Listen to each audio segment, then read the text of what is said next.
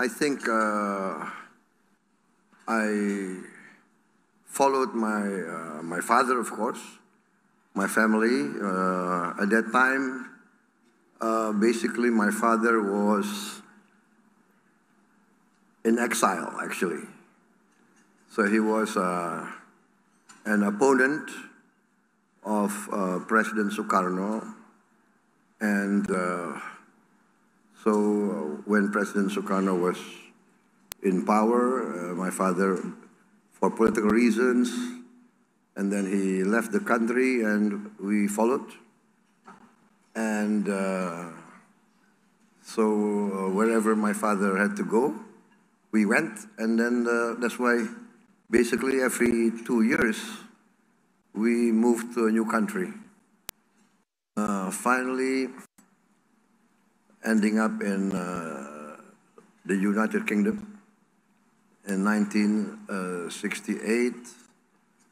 I returned back to Indonesia. At that time, of course, there was a political change. President Sukarno was replaced by President Suharto. My father was called back by President Suharto to serve in President Suharto's government. And I returned back to Indonesia in 1968. Well, you come from a very distinguished family. Your grandfather was a founder of a very notable bank, and your father was a brilliant economist who served Sukarno hard, but also was not afraid to try to make a change when he thought one was needed. So, your father helped shape your philosophy. So, given your family background, how did they shape your economic thinking?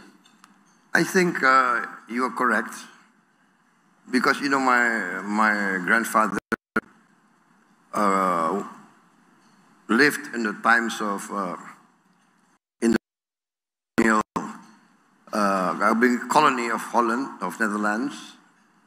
My father went to school in Netherlands and graduated there in economics, and so this was the 40s, right?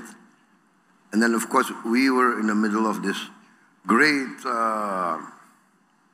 let us say, upheaval, fighting for our independence. So my father came back. And at that time, to be very frank, most of the leaders of Asia, Africa, the leaders, the elite, were basically socialists. Because at that time, socialism, in fact, even Marxism, communism, they were the movement that really advocated for freedom against the colonialists and the imperialists. I think that's why a lot of Asian, African leaders, movements of the young were practically left-wing, socialist. Many were communists, and my father was also a socialist in his young days. In fact, he was a leader of the Socialist Party of Indonesia. But then, I think what influenced him a lot was when he was by our leaders to New York, to the United Nations, to represent Indonesia, lobby for Indonesia. And he was there, and there he made friendship with a lot of American leaders who basically were business leaders, who were capitalists. But many American capitalists in those days and leaders were also anti-imperialist and anti-colonialism. They were against all this colonial and imperialist movement, and America at that time was in the forefront of actually